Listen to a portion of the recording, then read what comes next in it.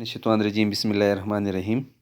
अज़ीज़ तलबा, आज हम चैप्टर 4 में जो टॉपिक पढ़ने जा रहे हैं वो है प्लांट टिश्यूज़। जैसे कि आप लोग जानते हैं कि टिश्यूज़ किसे कहते हैं। हमने पहले भी पढ़ा कि टिश्यूज़ बेसिकली इसकी डिफिनीशन कुछ इस तरह है कि a group of cells which perform a specific function is called tissues. यानी जब सेल्स एक ग्रुप बनाते हैं और ये ग्रुप मिलकर एक ख़ास काम सर अंजाम देता है, इसको हम टिश्यू कहते हैं। तो हमने बुनियादी तौर पर सेलुलर ऑर्गेनाइजेशन में ये पढ़ा था कि सेल्स मिलकर टिश्यू बनाते हैं और ये टिश्यूज़ जो हैं ये मिलकर फिर आर्गन बनाते हैं और यही ऑर्गन्स मिलकर फिर ऑर्गन सिस्टम बनाते हैं और ऑर्गन सिस्टम मिलकर ऑर्गेनिज्म बनाते हैं। तो मतलब ये हुआ कि टिश्यू जो है ये सेलुलर ऑर्गेनाइजेशन में एक इम्पॉर्टेंट कंपोनेंट है। तमाम मल्टीसेलुलर ऑर्गेनिज्म ये टिश्यू से वजूद में आए हैं, चाहे वो प्लांट्स हों चाहे वो एनिमल्स हों। तो इसलिए प्लांट्स की बॉडी भी टिश्यू से वजूद में आई है। बेसिकली प्लांट के टिश्यूज़ को हम 2 ग्रुप्स में तकसीम करते हैं। एक को सिंपल टिश्यू कहा जाता है, जबकि इसका दूसरा जो टाइप है वो है कंपाउंड टिश्यू। सिंपल बात यह है कि सिंपल टिश्यूज़ ये एक टाइप ऑफ सेल से बनते हैं। यानी मतलब ये हुआ कि इसमें मुख्तलिफ़ किस्म के सेल्स नहीं होते, बल्कि सिर्फ एक किस्म के सेल से ये वजूद में आते हैं। फिर इस सिंपल टिश्यूज़ को हम फर्दर डिवाइड करते हैं 2 पार्ट्स में। एक को हम मेरिस्टेमेटिक टिश्यू कहते हैं, जबकि इसका दूसरा टाइप जो है वो है परमानेंट टिश्यू।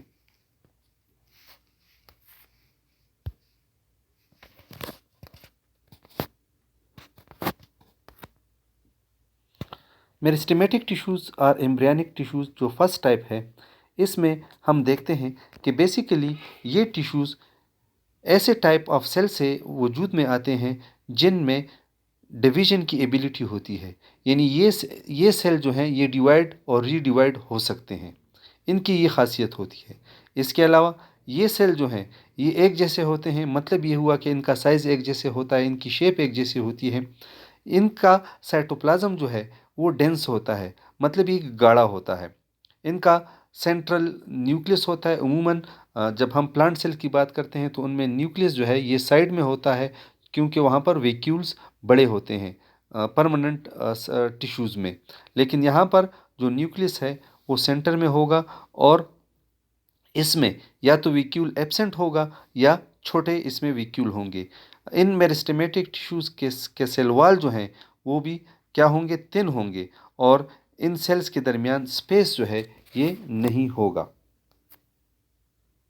अब जब हम फर्दर बढ़ते हैं तो बेसिकली मेरिस्टेमेटिक टिश्यूज़ को मज़ीद 2 किस्मों में तकसीम किया जाता है।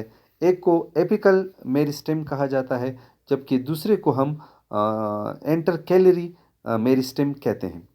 एपिकल मेरिस्टेम बेसिकली ये रूट के आखिरी सिरे पर और शूट के यानी स्टेम लीव्स के आखिरी सिरे पर होते हैं, और जब ये डिवाइड और रीडिवाइड होते हैं तो ये स्टेम को लंबा करते हैं और रूट्स को लंबा करते हैं। तो जब पौधा लंबाई में उसकी ग्रोथ होती है तो इसको हम प्राइमरी ग्रोथ कहते हैं। तो हम कह सकते हैं कि एपिकल मेरिस्टेम जो है ये प्लांट्स की प्राइमरी ग्रोथ में हेल्प करती है।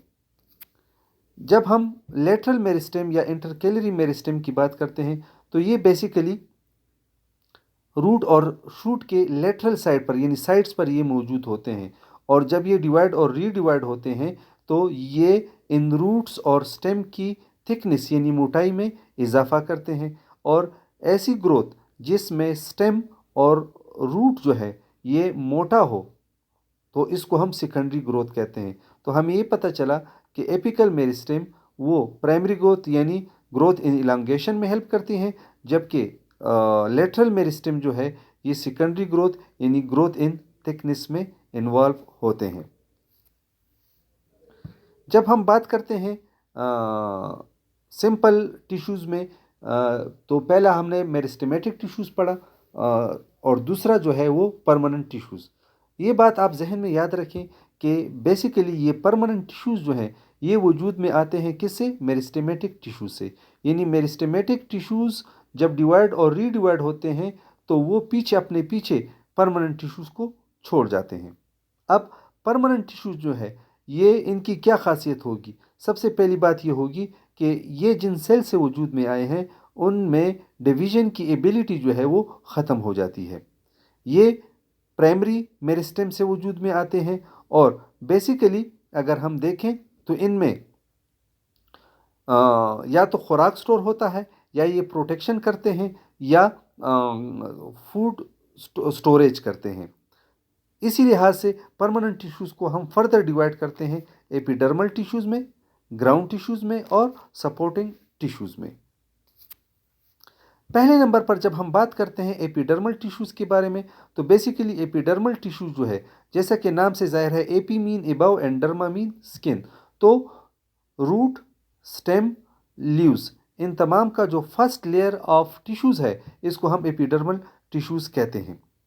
ये सेल जो है ये बेसिकली फ्लैटेंड होते हैं, ये इर्रेगुलर इन शेप होते हैं और इनका सेल वॉल जो है ये थिक होता है और इनमें इंटरसेलुलर स्पेसेस जो हैं इनमें नहीं होते। बेसिकली अगर हम देखें तो अगर ये हम स्टेम में देखते हैं तो इसके ऊपर एक वैक्सी लेयर होती है जो इससे वाटर लॉस रोकता है यानी ट्रांसपिरेशन को मिनिमम करता है। जब हम लीव्स की बात करते हैं तो एपिडर्मल टिश्यूज़ के अपर एपिडर्मस या लोअर एपिडर्मस पर छोटे सुराख होते हैं, छोटे पोर्स होते हैं जिनको हम स्टोमेटा कहते हैं। स्टोमा इसका सिंगुलर है और स्टोमेटा इसका प्लूरल है, जिसके ज़रिए ट्रांसपिरेशन होती है और गैसियस एक्सचेंज होती है। जैसे कि आप लोग जानते हैं ट्रांसपिरेशन किसे कहते हैं? The evaporation of water from aerial parts of plant specially stomata is called transpiration. यानी पौधा जो पानी जज़ब करता है उसमें सिर्फ 10% इस्तेमाल करता है और बाकी 90% पानी जो है ये इससे रिलीज़ होता है वेपर्स की शक्ल में, तो इसको ट्रांसपिरेशन कहते हैं। और इसके अलावा गैसियस एक्सचेंज जो प्लांट्स में होती है यानी पौधे के लिए कार्बन डाइऑक्साइड ज़रूरी होता है और ऑक्सीजन दिन के वक्त रिमूव करता है और रात के वक्त पौधा ऑक्सीजन अंदर लेके आता है लीफ के और कार्बन डाइऑक्साइड रिमूव करता है। इसको हम गैसियस एक्सचेंज कहते हैं। तो ये दोनों प्रोसेसेस ट्रांसपिरेशन और गैसियस एक्सचेंज जो है ये स्टोमेटा के ज़रिए होता है। तो अज़ीज़ तलबा, आज हमने प्लांट टिश्यू शुरू किया। इसमें पहले हमने देखा कि प्लांट टिश्यूज़ को दो टाइप्स में डिवाइड करते हैं, सिंपल टिश्यूज़, कंपाउंड टिश्यूज़ में।